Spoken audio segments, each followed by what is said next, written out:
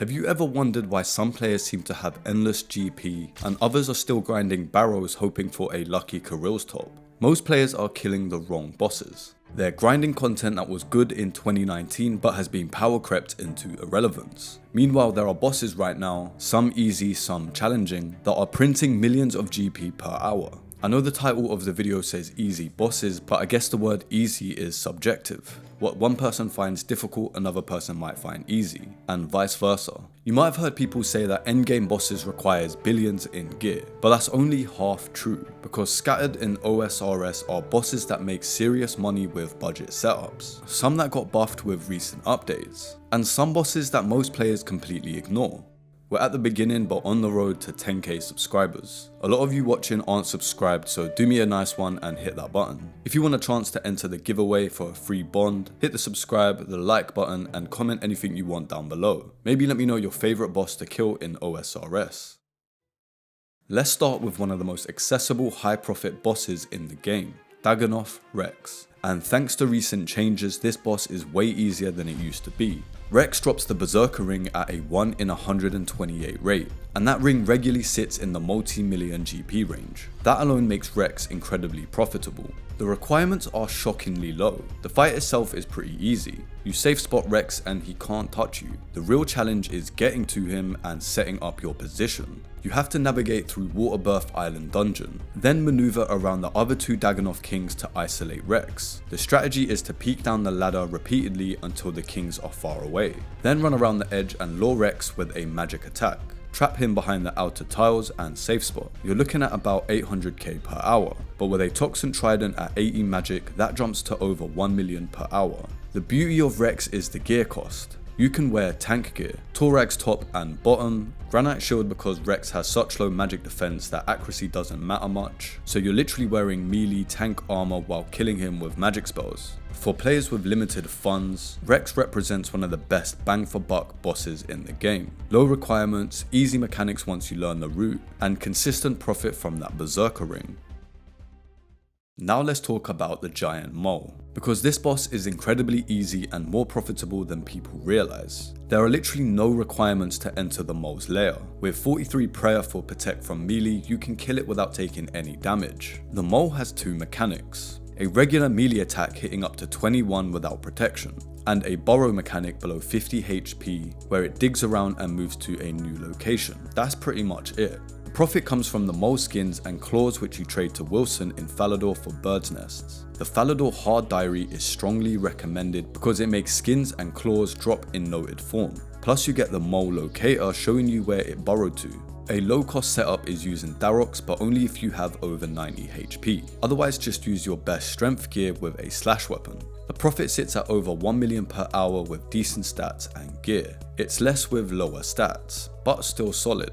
The mole is so easy that maxed range, mage all give similar DPS. Pick whatever style you prefer. Players who want genuinely relaxed bossing that still makes money, the giant mole is perfect. You're not dodging mechanics, you're not prayer flicking, you're just smacking a giant mole while it occasionally digs and you walk over to find it. Corporeal Beast can be one of the easiest bosses in the game if you have the right weapons. With an Elder Maul, Dragon Warhammer, Bandos Godsword and Arclight, you can reduce corpse defense and attack down to 0.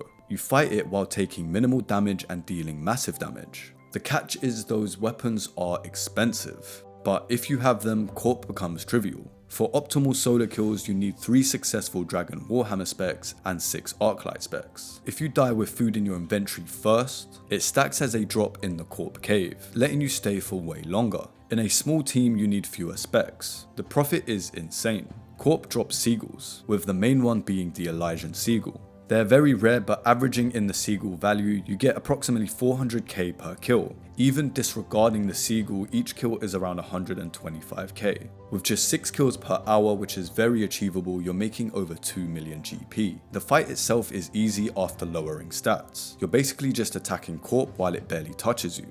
Corp represents the high investment, high reward category. You need expensive gear to make it easy, but if you have that gear, it's genuinely one of the most chill high profit bosses in the game. Vorkath is the king of consistent money, if you're well geared. We're talking about 2 to 3 million GP per hour comfortably. You unlock Vorkath after Dragon Slayer 2, Once completed, you talk to Thorfinn near the boat in Relica to sell to the fight. The mechanics are straightforward once learned. Once the pattern becomes muscle memory, Vorkath feels very safe. The average loot from one Vorkath kill is around 100k. You consistently profit from the superior dragon bones. He drops 2 per kill, but all his drops are fairly valuable. Vorkath has been one of the most consistent moneymakers since release. The profit has decreased over time, but it's still one of the most consistent GP in the game. The beauty of Vorkath is predictability. Zulrah might spike higher with lucky drops, but Vorkath gives you steady, reliable profit hour after hour. For players building wealth consistently, that's valuable. Let's talk about Cerberus, because this boss got way more profitable recently due to crystal prices spiking. You need 91 Slayer to kill Cerberus. That's one of the highest requirements on this list, meaning many players don't have access yet, but once you unlock it, Cerberus is genuinely fantastic. The reason Cerberus is so good is because of the eternal crystals. Primordial crystals are still expensive, and smouldering stones are nice bonuses. Right now you're making around 2 to 4 million per hour at Cerberus. That's pretty impressive for a Slayer boss that also gives Slayer XP. You're progressing your Slayer level while making bank. The combination of being a Slayer task, which gives bonus accuracy and damage, plus high value uniques and decent regular loot, makes Cerberus one of the most efficient profit sources in the game if you have the right level. Araxxor is where we start getting into serious money.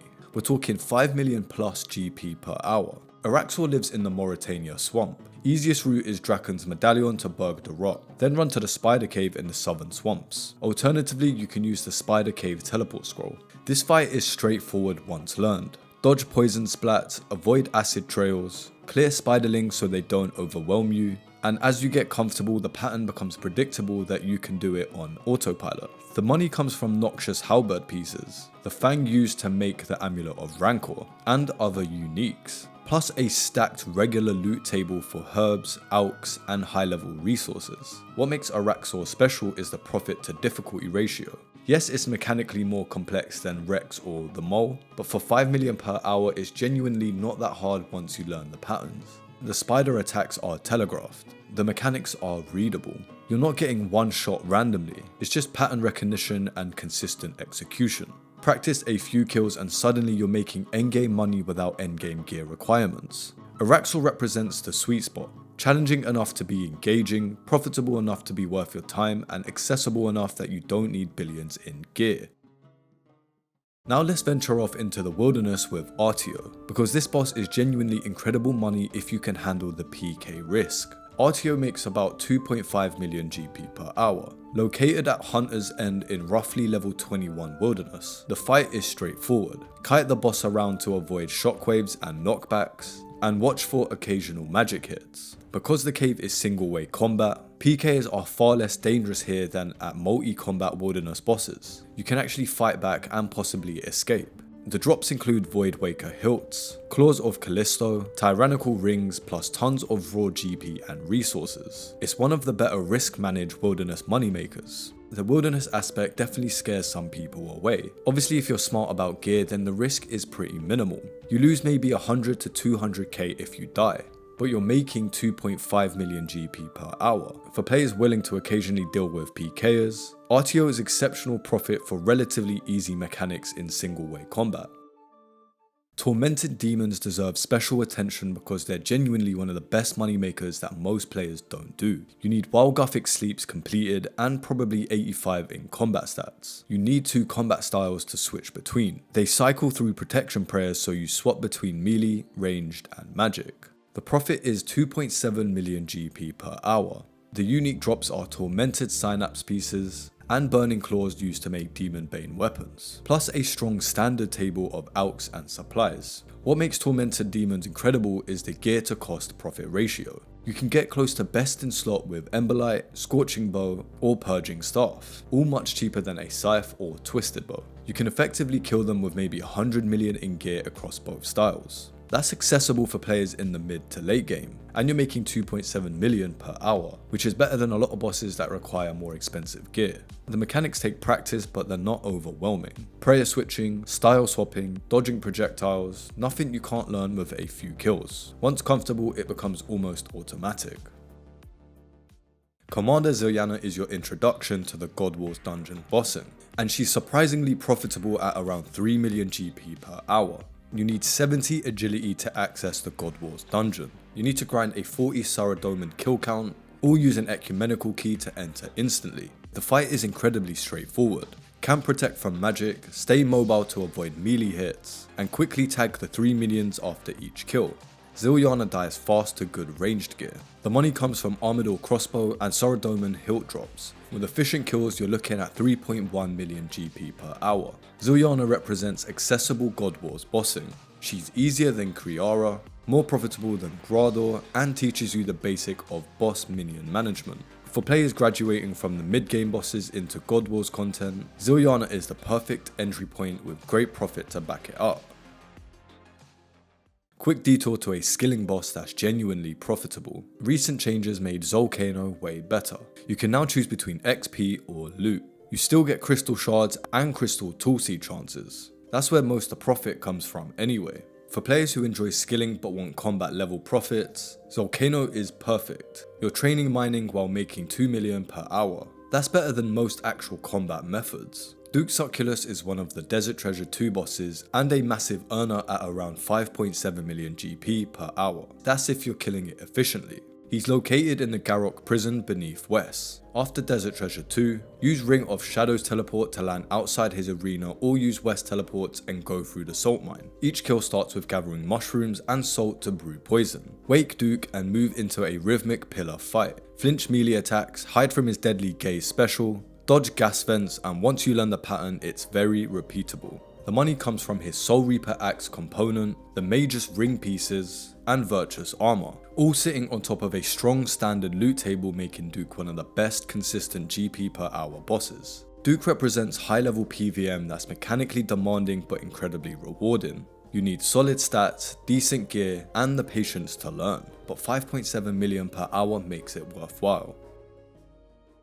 Let's cover some newer bosses that are excellent profit. Perilous Moons are basically Barrows 2.0 with better loot. Around 2.1 million GP per hour once comfortable. You fight 3 bosses: Eclipse, Blue Moon, and Blood Moon. Simple mechanics and steady profit from armor and weapon sets. The Hueycoatl is a group boss in Varlamore sitting at 1.9 million GP per hour in Mass Worlds. It's a multi-phase fight attacking exposed body parts. Weak to Dragonbone weapons, and it drops the Dragon Hunter wand, Tome of Earth, and Hide armor pieces. The Royal Titan is a duo boss and sits at around 1.7 million GP per hour. You gotta manage 2 titans with opposite elements. It drops Twin Flame staff pieces and elemental tome pages. All 3 represent the new generation of mid-tier bossing. Accessible mechanics, reasonable requirements, and solid profit. They're not going to compete with Duke or Araxxor for pure GP per hour, but they're definitely great stepping stones. Some bosses remain profitable despite being older content. Barrows is still relevant at about 750k per hour. Thanks to the magic rebalance, you can kill all brothers with just wind spells. Incredibly easy, low requirements, and steady profit. Zulrah is more mechanically complex, but 3 million per hour once proficient. It does require learning rotations and gear switches, but it's got lower requirements than Vorkath. Demonic Gorillas sit at 4 to 5 million GP. They require Monkey Madness 2 and frequent gear switches. These bosses have been around for years but remain profitable because their unique drops still hold value. They're proven, reliable moneymakers that won't disappear anytime soon. But the best boss is the one that you can kill efficiently and consistently. A boss giving 3 million per hour that you can kill smoothly is way better than a 6 million per hour boss where you die every 3rd kill. Build your bank, upgrade your gear, and move to more profitable bosses as you improve. That's how you actually make money in OSRS. Consistent execution, not chasing theoretical maximum rates. Stick with it, practice the mechanics, and most importantly, have fun. Thank you for watching the video. Make sure to enter the giveaway for a chance at a bond. Click the video on screen if you want to see how you can make some money while AFK fishing. I hope you're having a good day. Until the next one, peace.